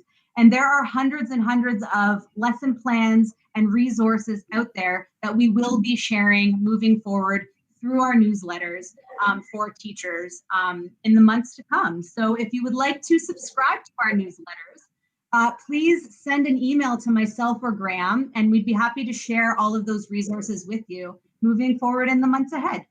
Thank you for your question. Thank you. Supplementary, Mr. Chair, just short. Go ahead. Alana, could you please explain just very simply, if you could, what do you mean by Indigenous lens? Well, if I could explain it simply, that would be an easy thing. I mean, I could talk to you about Indigenous knowledge for hours, but I don't have that time. So when we're talking about things from an Indigenous lens, there is a way of looking at the world holistically from an Indigenous worldview, an Indigenous perspective. And if one educates oneself from an Indigenous perspective, then it becomes easier to sort of understand how we can look at things from that perspective. So unfortunately, in the confines of time that I'm under right now, I wish that I could speak to you for a longer amount of time. But an Indigenous lens really is just looking at things holistically from a humanitarian perspective, from an environmental perspective, and being able to sort of approach things that way from an Indigenous knowledge perspective. And Indigenous knowledge is a huge definition. Again, I wish I could go into it, but once one understands what Indigenous knowledge really means, then I think Indigenous lens, like that term, makes a little bit more sense. I'm sorry, I can't go into it more. I'm just going to add to that and just say, sorry there, just the idea of things being sacred, people being sacred, the environment being sacred. This is what I've taken away from it. And it kind of feeds into the idea that, what Wendy was talking about. So the sacredness of life, of people, of moments, and of history. So that's kind of how I read into that. Thank you both for your explanation. Yes, we just had an earlier, you may not have heard it, earlier presentation in which they described that every child is sacred. So thank you. Is there any other questions or comments? Thank you very much for your presentation. Can I have a mover for the presentation, please? Trustee Lawrence. Seconder. Trustee Armstrong. The memorandum from the Superintendent of Leading and Learning dated January 6, 2021, entitled Indigenous Education Board Action Plan Update be received. All in favor? Opposed? Carried. Item L3, memo from the Superintendent of Finance Administration, annual review of trustee professional development and kilometrage expenditures and budget limits. Welcome, Superintendent Shimmons. Thank you, Mr. Chair, and Happy New Year to all. Now that we're into January, it's that time of year that we begin very early, begin our budget process. And as part of that budget process, we look at our budget for the trustee expenses, but we also look at last year. So we just finished up our financial year end in about November. The financial statements were approved. And as part of our financial reporting policy, we bring this report to the Board of Trustees that provides for two things. First, the actual expenses, trustee expenses for the last year that was just completed, that ended August 31st, 2020. And secondly, the look at the budget for what should be included in the budget for the upcoming school year that begins this coming September 2021. So included in your report, you will see that the budget expenditures for the August 31st, 2020 trustee expenses were far below what was budgeted. And obviously that's primarily due to COVID. So if you were to look at the actual details of the conferences and the AGMs that were attended last year versus this year, the costs of attendance were far below what they were in the prior year due to some of those items being canceled and other of the conferences being held virtually. So therefore, there was no travel or accommodation costs related to that. So that would be to expected that we were lower this year. The recommendation that's included in your report would require or ask that we maintain the same budget as we have had in prior years, and which reconciles with the grants that are provided for those expenses for inclusion in the September 2021 budget. So that is the recommendation in your report, and I would be happy to address any questions. Thank you. Questions or comments? Trustee Curry. Thank you, Mr. Chair. Through you to Superintendent Shimmons. I'm not a chartered accountant or anything, so but it seems to me that it's quite obvious that we're going to be nowhere near 41,000 in budget with, I mean, through June, there's going to be no travel or accommodation for sure. So why would we keep it at 41 and I say not reduce it to half and then use that money for, say, increasing awards for students or new awards for students or something? Why is, I don't think we've ever reached the limit in that budget item ever, but now with COVID, it seems that will get nowhere near there. So why are we keeping it at that figure in the budget? Thank you. Thank you, Mr. Chair. That's a very good question. And there have been a number of years where we were closer, the trustees were closer to approaching what the budget amount was. I guess at this point in time, due to the uncertainty of what we would be facing, you're correct, in the current year, we wouldn't be approaching the 41,000.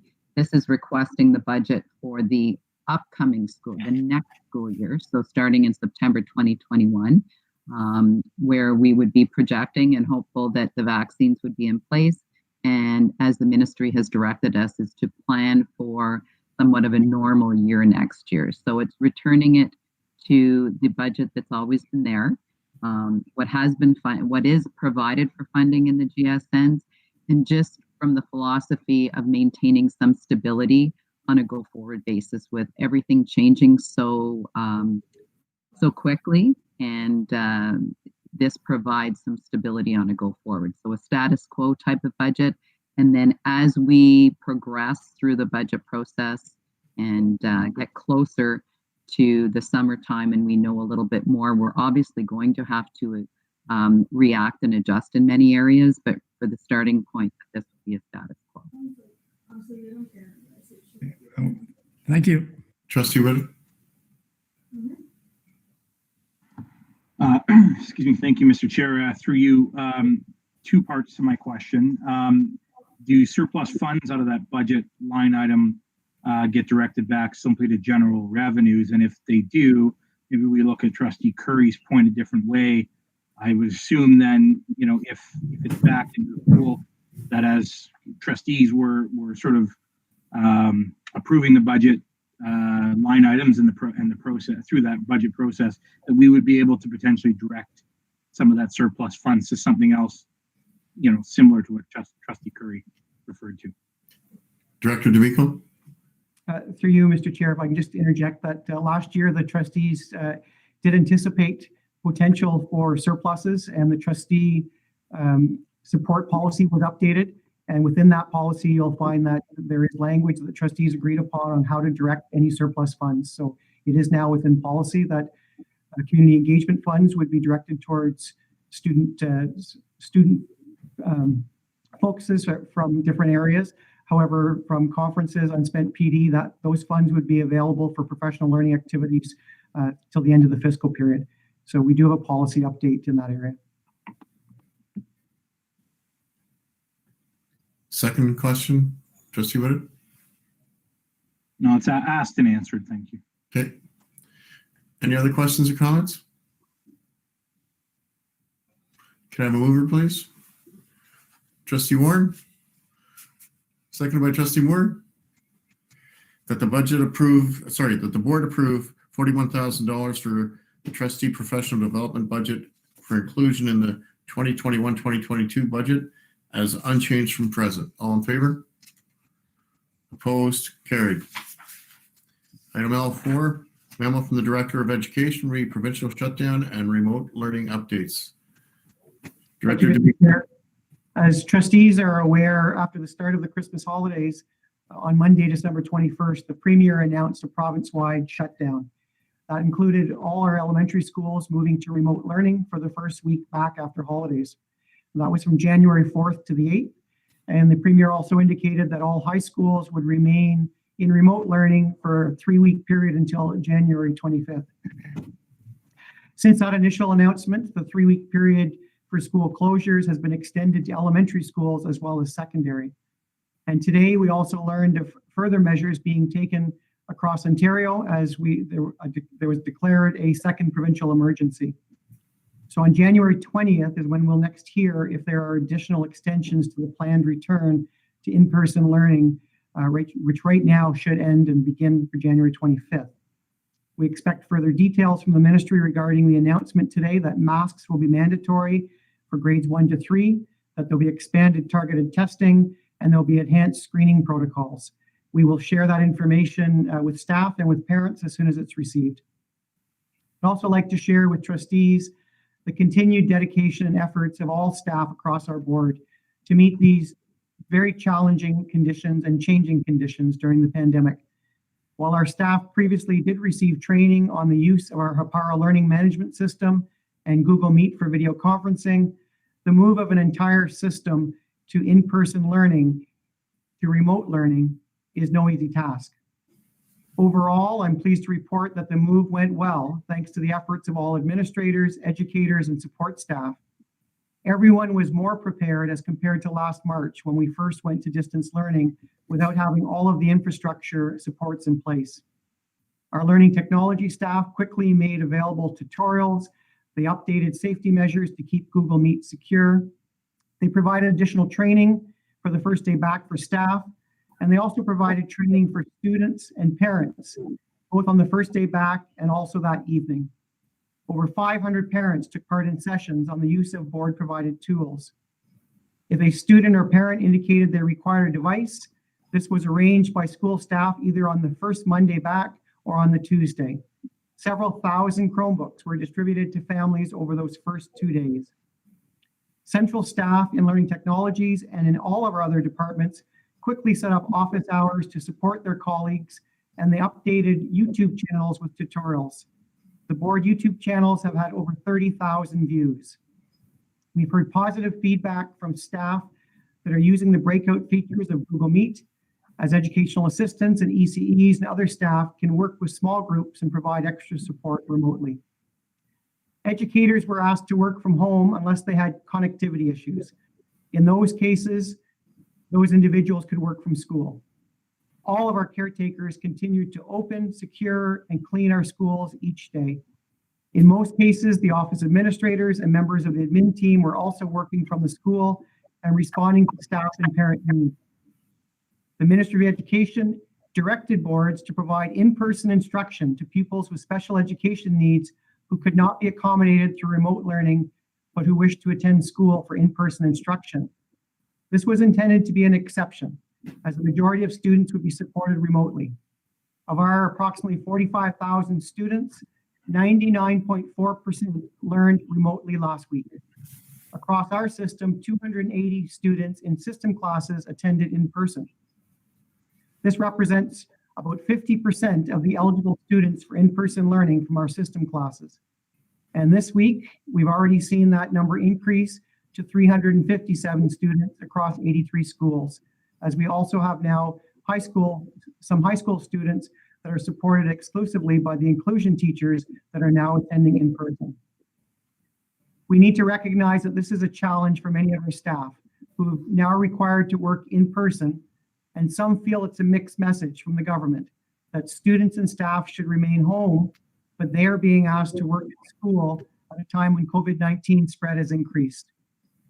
Transportation was canceled during school closures, but our student service staff worked with OSTA to provide special transportation for all those students that required in-person learning. Our virtual program and virtual academy resumed on the first day back, and they've continued to give up freely of their time to help their colleagues with the transition to remote learning.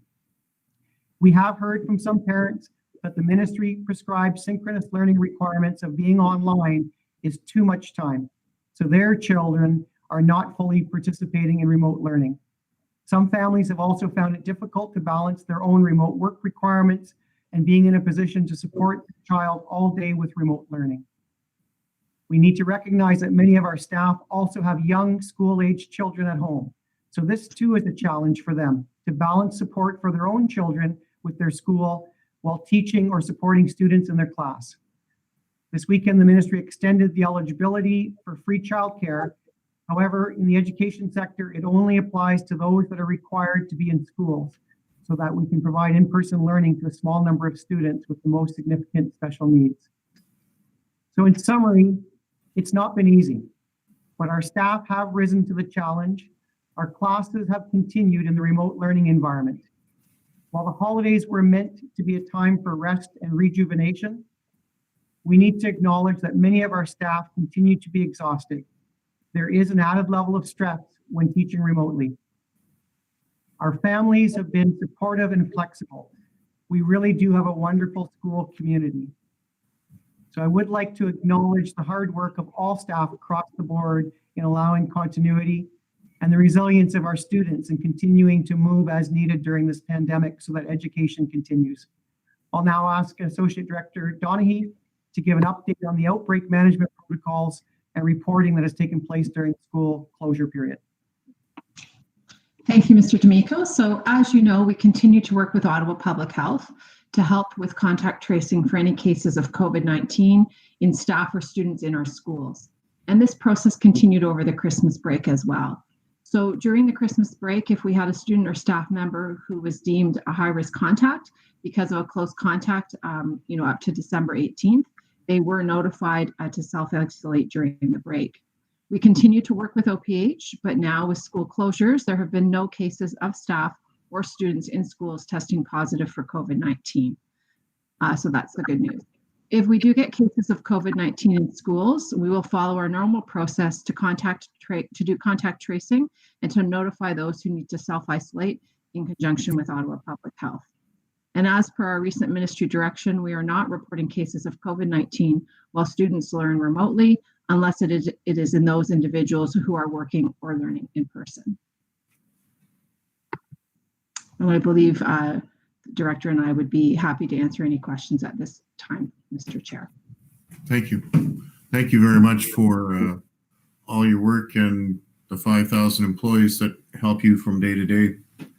Absolutely doing a phenomenal job. Questions or comments? Trustee Simpson, then Trustee Armstrong. First of all, I want to through you, Mr. Chair, I want to compliment Director D'Amico on the update that he sent to teachers, complimenting them on doing the best they can under such very difficult circumstances. I think that was uplifting. My question is, are teachers giving a soft message to parents that if their children can't cope with the amount of synchronous learning, that it's okay for them to take breaks and not to feel guilty about the fact that their children are struggling being online for that amount of time? Through you, Mr. Chair, it's challenging to anticipate what all of our teachers might be saying. And although we would like always to have consistent messaging, there are differences right across the board. Teachers are in a challenging position, all of our educators, in that they have to follow the direction from the ministry in terms of the PPM for synchronous learning. So we can't outright say we're not following a ministry directive. Yet at the same time, all of our parents always have the right to decide what's right for their child. So there is a parallel example when we're in person. If a parent feels their child is overwhelmed and it's in their best interest, mental health especially, to keep them home for a day to rest, that's the parent's option. And we have the same thing right now during online, that parents can decide what is the appropriate amount. So our teachers have been asked to use their professional judgment and look at what's in the best interest of their students. They're still responsible for a 300-minute day, but the actual amount of minutes and how we define synchronous learning will vary from individual to individual. So I guess the answer to the trustee's question is they're continuing to do their best and using a combination of professional judgment and parents making final decisions for each of their children. Trustee Armstrong, then Trustee Coburn. Mr. Chair, Director D'Amico, are there specific criteria for which special education kids going back to bricks and mortar on their return, is there specific criteria, or is that a family decision? Through you, Mr. Chair, the decision as to which students could be supported in person is a board decision. For our board, what we looked at were system classes, and our system classes have students with special needs and a dedicated teacher. So that teacher would be teaching in person with ideally all of the students during an in-person environment. The reason we can't offer in-person instruction to all 9,000 students in our board that have an IEP is the classroom teacher is at home for a regular classroom teaching all the students from that class. So where we have fully integrated students, which is our inclusion model, they are continuing to learn remotely with support online from whether it's an educational assistant, a resource teacher, or the classroom teacher, and in some cases an ECE. So it is a school-based, board-based decision, and there's a matter of practicality of we just can't duplicate all of our teachers and have them working at home and working at school at the same time. So our criteria was our system classes, and then after that criteria, we are looking at some individual scenarios where we may have staff that can support the students one-on-one at school. I'll just add to the trustee's question, one other complication is during COVID, during the pandemic, we can't combine cohorts. So we can't take 5 students from 5 different schools and have them meet at one other school with a classroom educator. It wouldn't be fair to that student or to the educators. And for many of the students that need that extra support, the more we add additional transitions, it's very difficult for them to meet with success if we were to send them to a school that they're not familiar with or an educator that they're not familiar with. Just a second, Chair. Second question. So currently, does special education look any differently as opposed to before the holiday? So I'm just trying to visualize going into one of the schools. Is there something you could point out that looks very different? Through you, Mr. Chair, everything looks different after Christmas holidays. Nothing is the same. So in our secondary programs where students were going every second day, they are now completely remotely. So that for all of those students, it is a very different learning experience. A student that was receiving... Sorry to interrupt you, but it was just related to the bricks and mortar special education kids. Yes, so the only students that are at school would be the students from a system class. It would look different because none of the regular classes are there. Their other teachers would not be there. The other students would not be present. So a school that would have had 400 to 1,000 students and different opportunities, now there could be 10 students attending. So there's nothing the same after Christmas as compared to prior. Trustee Coburn? Thank you, Mr. Chair. So my first is a comment with regards to the ministry and their lack of support for childcare across the system. As you alluded to, we have a number of teachers who have children that are at home, and it becomes an extremely difficult challenge for them to deliver education while trying to make sure their kids are learning as well. So that's disappointing.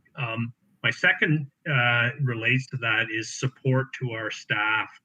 So you identified, Tom, that we've rolled out thousands of Chromebooks to our students, and technology, I would suggest, has been rolled out to most of our students. What about our staff?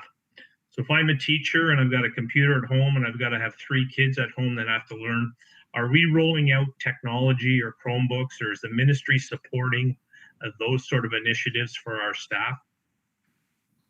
Through you, Mr. Chair, we're fortunate as a board that all of our staff have devices. We are one of the few districts in the province that provided devices to educational assistants and ECEs. So they all have their own device. Every one of our teachers, educators has a device. If they found in their home situation that their internet connectivity was not good, then they had the option of working from school. So we do have staff that, regardless of their home situation with children, are working from school because that's easier for them to have that connectivity and be able to teach their students remotely from the school. And that includes resource teachers and EAs and ECEs. If it's easier for them to do their job from school, currently they're still permitted to be there. We still need to verify that moving forward with the new emergency measures that there's been no change, and we'll be looking for that clarity tomorrow, that those individuals who cannot do their jobs from home can still work at school in small numbers and meeting all the other protocols that the ministry has put in place. Thank you. Is there any other questions or comments? Trustee Trustee Curry, then Trustee Armstrong. Thank you, Mr. Chair. Through you to Director D'Amico, it's sort of following up, well, a little bit on Trustee Coburn's question, but with regard to staff, I'm sure there's a lot of anxiety and stress from all these changes that have happened since last March, and they continue to change. Can you outline some of the things that the board is doing to help our staff deal with this anxiety and stress, which is way beyond what they signed up for, I'm sure? Through you, Mr. Chair, the anxiety of the pandemic is certainly prevalent everywhere.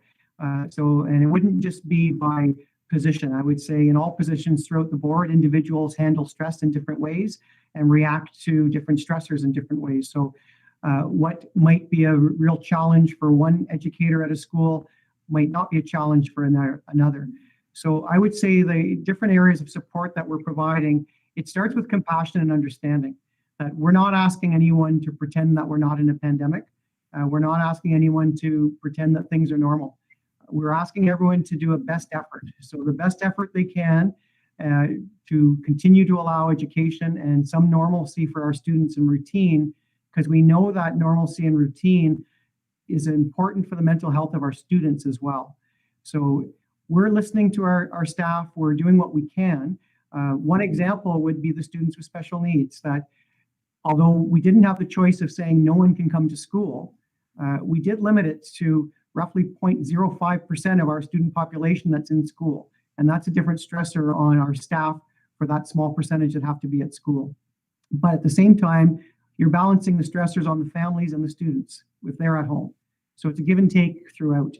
We do have an EAP program that is generously funded by the board to provide supports outside of school for our staff members, but also for their family members. That was something new that our wellness department implemented last year. So they can get support outside of the school, confidential for themselves or for their family members. what I've seen in terms of support that is key is school by school, department by department, board office, people are there for one another. So they are asking everyone how they're doing. They're letting people know that while we continue to be professional in our jobs and what we're doing, we have to look after ourselves. So right across the board, people are there to reach out to one another.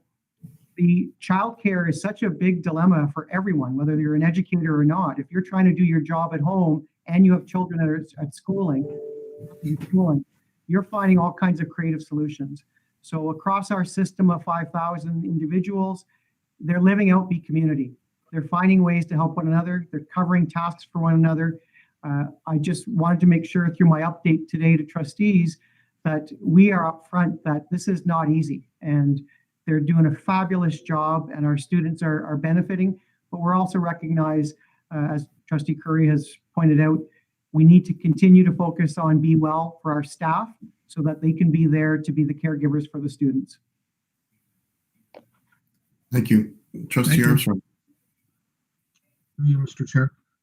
Director D'Amico, I just wanted to confirm, I heard you say that grade 1 to 3 students, you are foreseeing the ministry saying that they will be mandating masks for grade 1 to 3. Is that what you said? Through you, Mr. Chair, with today's emergency announcement, there were 3 other announcements as part of that press release that impacted education. One was grades 1 to 3 will now be required to wear masks. We haven't seen the detailed explanations, but there will also be some expectations in terms of wearing masks outdoors now. Again, we don't have the details, but the change that's from previously, it was grades 4 to 12. Now it will be mandated across the province that grades 1 to 3 require a mask. The other 2, I know the trustee didn't ask this question, but the other 2 items in that press release, they will be expanding some of the conditions for pre-screening, which we have not yet seen. And they'll also be looking at how to expand the targeted testing across Ontario related to schools and asymptomatic students. All great news. Thank you. I sent a copy of that press release to everybody about 4 o'clock, I believe. Trustee Simpson. Yes, through you, Mr. Chair, to Director D'Amico, what do we anticipate any issues with if a teacher falls sick for a day, for instance? I mean, even though we have COVID-19, people still do get sick. What is our situation with supply teachers, and how are they able to take over teaching virtually for teachers? And we're talking numbers also. Through you, Mr. Chair, our Human Resource Department has been working with our teaching unions. We've provided training now as well to our occasional teaching staff, and we've instituted some regular correspondence with them so they can also have access to the technology. Our Learning Technologies Department is working with our casual staff so that they can fairly quickly pick up for a teacher for the remote learning. It's not easy if they don't have that background or training, but they're also professionals and they're doing their best to cover. On the very first day, because we did have individuals that were dealing with childcare issues, trying to look at health issues. We have some that are COVID related, but others that are just regular health related reasons that you're away from class. The far majority right across the system have been picked up, those jobs. We also have implemented this year the classroom supervisors.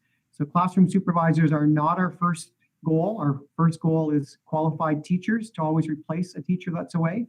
However, if a qualified teacher does not pick up the job, each of our principals has a list of classroom supervisors that they can call, and those individuals can go into the schools to act as supervisors so that the class can continue. We also have that in place for remote learning. Thank you. Is there any other questions or comments? Obviously, pass along our best wishes and thanks to your employees, Mr. D'Amico, that they're doing a fabulous job and to take care of their own health at the same time. Can I have a mover for the receipt of the report, please? Trustee Whitted and Trustee Curry. That the memorandum from the director dated January 7, 2021, entitled Provincial Shutdown and Remote Learning Updates be received. All in favor? Opposed? Carried. No new business. No notice of motions, confirmation of action report. The mover, please. Trustee McEwen and Trustee Warren.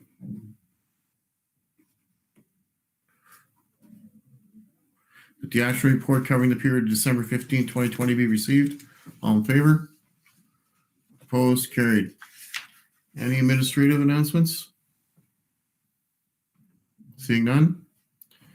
Motion to adjourn at 9:05. Moved by